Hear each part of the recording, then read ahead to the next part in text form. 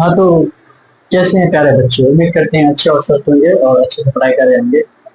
आज जो हम लेके आए हैं प्रश्नावली 2.4 का नैन्थ का ये बुक है, नैन्थ का क्वेश्चन है 2.4 का छठा क्वेश्चन का पहला और दूसरा क्वेश्चन है। ठीक है, तो इसको आज हम सॉल्व करने वाले हैं। देखिए मतलब किस बच्चे को मतलब होता है गुणनफल, गुणनखंड क्या है, गुणनखंड समझ में नहीं आता तो देखो हम गुणनखंड बताते हैं कैसे बनता है। तो आइए हम सॉल्व करते हैं।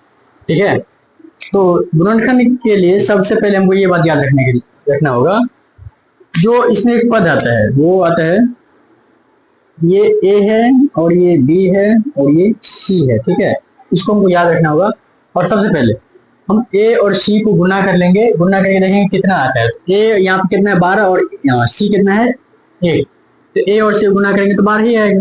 और 12 का जो हम फैक्टर करेंगे मतलब गुणनखंड जो करेंगे तो कितना आएगा, दूसरे लगाएंगे तो 6, फिर दूसरे लगाएंगे कितना 3, तो 4 गुने 3 आ गया। तो 4 गुने 3 4 क्या, अब ये बात हो गया, तो 4 गुने 3 आ गया। अब 12 को हम ऐसा कुछ लिखेंगे जो जोड़ या घटा करके हमको बीच वाला पद चाहिए, मतलब जोड़ेंगे फिर भी बीच वाला आना चाहिए और जो घटाएंगे फिर भी बीच वाला आना चाहिए, और गुना करने पर ये प्लस के 12 आना चाहिए। तो देखो हमको 4 के 12 तो हो रहा है, लेकिन 4 और 3 जोड़ रहे हैं तो 7 आ रहा है, आ रहा है ना। हाँ तो फिर हो गया, बस ये हो जाएगा 4 गुने 3। तो समझ में आया, यहाँ पे हो जाएगा, इसको आप मिटा लेते हैं समझने के लिए लिखे थे। तो अब यहाँ पे हो जाएगा 7x² प्लस सॉरी माइनस हो जाएगा 4x और माइनस के 3x प्लस 2 1। अब देखो तुम माइनस माइनस मान लो 4 और गुने -3 करेंगे, माइनस माइनस प्लस हो जाएगा, 4 किया 12 तो प्लस 12 भी आ गया।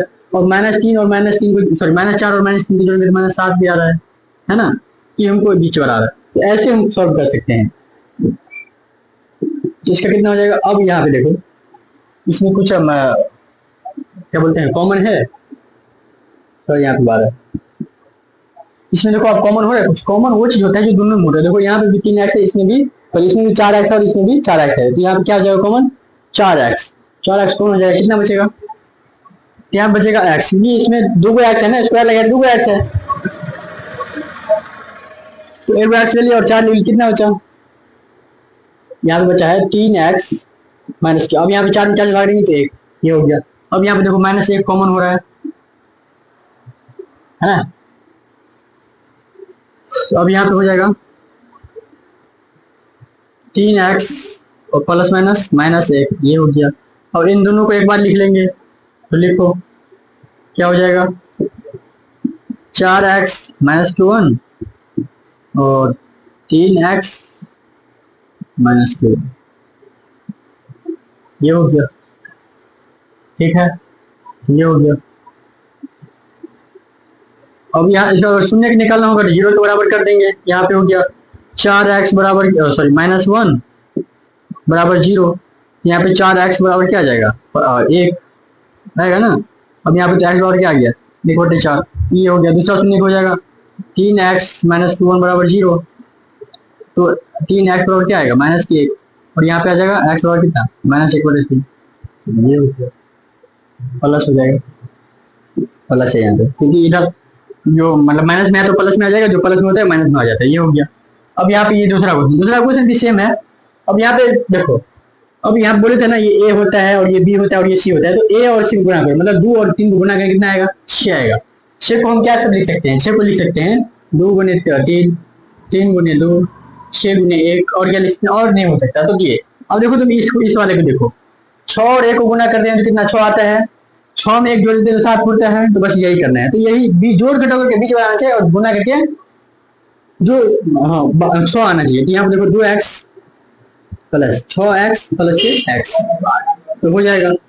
अब यहाँ पे 3, अब इसमें देखो कॉमन क्या हो रहा है, कॉमन हो रहा है यहाँ पे 2x, तो 2x कॉमन कर लिया, यहाँ पे कितना बचा x बचा है प्लस 2 3 6 तो 3, फिर यहाँ पे कितना कॉमन हो रहा है 1 कॉमन हो रहा है, प्लस 1 कॉमन हो रहा है। अब यहाँ पे x बचा है प्लस के 3, देखो दोनों में सेम है। अगर दोनों में सेम आ जाता है तो हम समझेंगे मेरा सही है, अन्यथा गलती है। तो यहाँ पे देखो 2x प्लस के 1, एक वाले एक इसको लिख लेंगे, फिर बाद में एक इसको लिख लेंगे तो x प्लस के 1, फिर अगर शून्य के निकालना होगा तो बराबर 0 कर देंगे, इसको बराबर 0 करेंगे तो कितना आ जाएगा 2x प्लस के 1 बराबर 0, इधर भी इधर भी 2x प्लस के 3 बराबर 0, इधर हो जाएगा 2x बराबर कितना -1, इधर हो जाएगा 2x बटे बराबर सॉरी 2x बराबर -1 बटे कितना 2, इधर हो जाएगा x बराबर माइनस कितना 3, दो को शून्य निकल। ऐसे हम शून्य ज्ञात कर सकते हैं और गुणनखंड भी ज्ञात कर सकते हैं। अगर हम ये बोला था बस गुणनखंड ज्ञात करने के लिए, अगर गुणनखंड ही बोलेगा हम यहाँ तक छोड़ सकते हैं, अगर शून्य बोलेगा तो इससे आगे हम सॉल्व कर सकते हैं। ये रहा, अगर अच्छा लगा हो तो लाइक करेंगे, ठीक है।